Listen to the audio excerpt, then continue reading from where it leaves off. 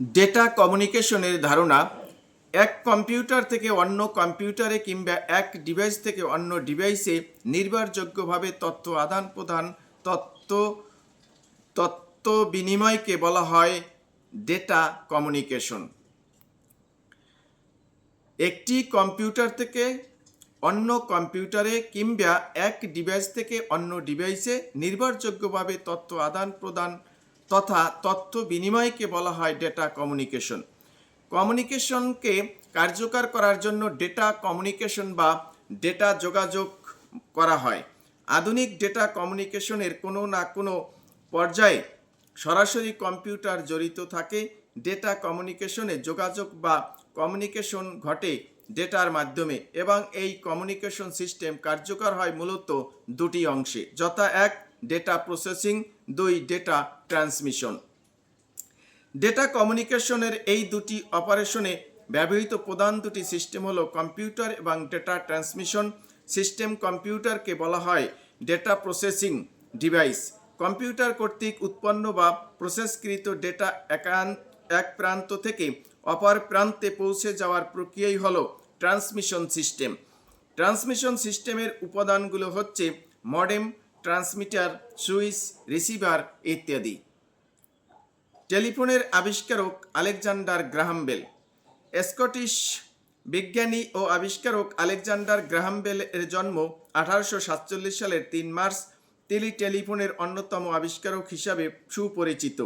1876 সালে তাকেই প্রথম টেলিফোনের মার্কিন প্যাটেন্ট স্থানে ভূষিত করা হয়। বাক প্রতিবন্ধীদের জীবনযাত্রার মান উন্নয়নে তার ব্যাপক গবেষণা ও অবদান রয়েছে এবং টেলিফোন আবিষ্কারের অনেক আগে থেকেই তিনি গ্রহণ ও কখন প্রেরণ ও কখন প্রক্রিয়া নিয়ে গবেষণায় লিপ্ত ছিলেন। 1922 সালের 2 আগস্ট 75 বছর বয়সে তিনি মৃত্যুবরণ করেন।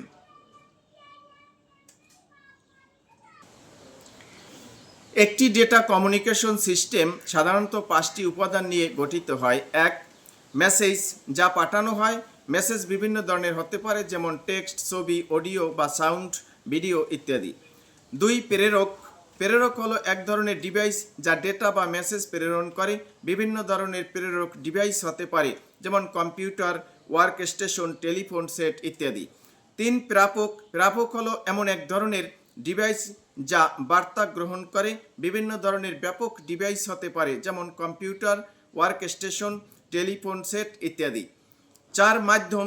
মাধ্যম আছে পাথ, যার মাধ্যমে প্রেরক ডিভাইস থেকে প্রাপক ডিভাইসে ডেটা পাঠানো হয়, যেমন twisted pair cable, coaxial cable, fibre optic cable বা রেডিও ওয়েভ ইত্যাদি। 5, প্রোটোকল।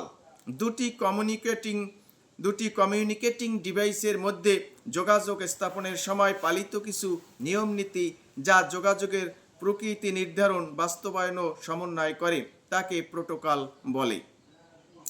ডেটা কমিউনিকেশন মডেল এবং তার উপাদান।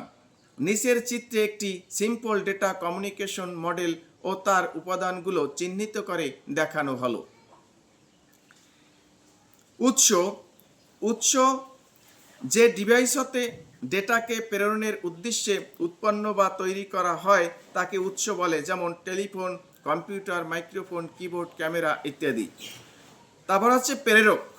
উৎসে উৎপন্ন ডেটাকে তার গন্তব্যে প্রেরণ করার জন্য যে মাধ্যম দিয়ে ডেটাকে প্রেরণ করা হবে সেই মাধ্যমের উপযোগী ফর্মে বা সিগন্যালে পরিবর্তিত করার প্রয়োজন হয়।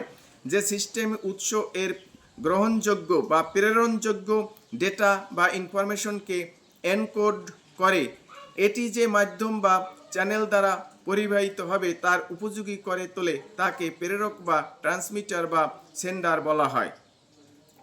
এটি ডেটাকে প্রয়োজনে ইলেকট্রিক বা আলোক সংকেত রূপান্তর করে মিডিয়ামে পাঠায়, যেমন মডেম, রাইডার, TV station, radio station, telephone ও মোবাইল ফোন কোম্পানির এক্সচেঞ্জ ইত্যাদি।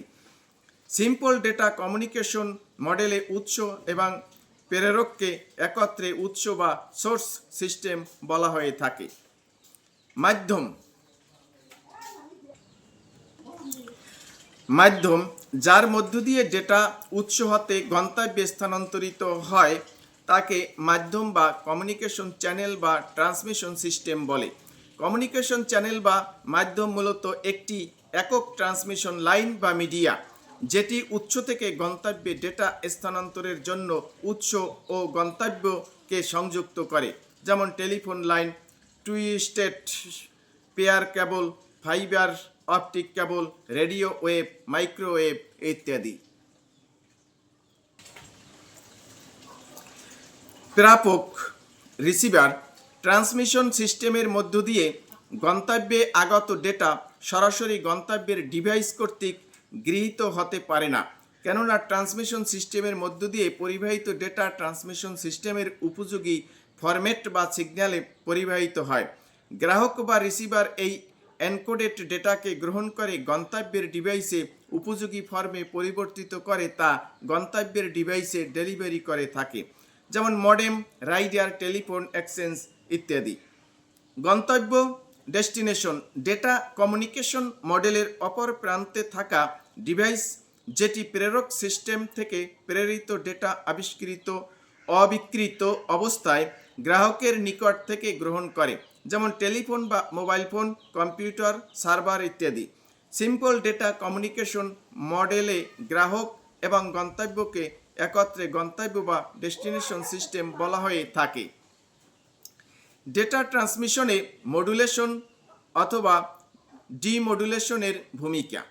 আমরা ইমেইলের মাধ্যমে যে টেক্সট, ছবি বা ভিডিও পাঠাই তা আসলে ডিজিটাল ফরম্যাটের ডেটা, কিন্তু এটি যখন এক কম্পিউটার থেকে অন্য কম্পিউটারে স্থানান্তরিত হয় তখন অবশ্যই এটিকে তারযুক্ত বা তারবিহীন যে কোনো মাধ্যমের মধ্য দিয়ে অ্যানালগ বা ডিজিটাল বা সিগন্যাল হিসাবে পরিবাহিত হতে হয়।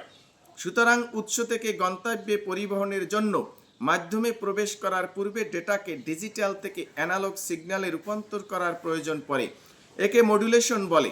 পুনরায় গন্তব্যে পৌঁছাবার পর ডিজিটাল ডিভাইসে এটিকে অবিকৃত অবস্থায় পাওয়ার জন্য সেটাকে অ্যানালগ থেকে ডিজিটাল সিগন্যাল ফরম্যাটে রূপান্তর করে।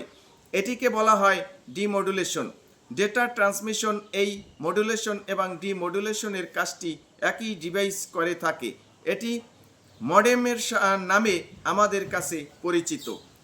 এটি একটি গুরুত্বপূর্ণ ডিভাইস হিসাবে চিহ্নিত করা হয়।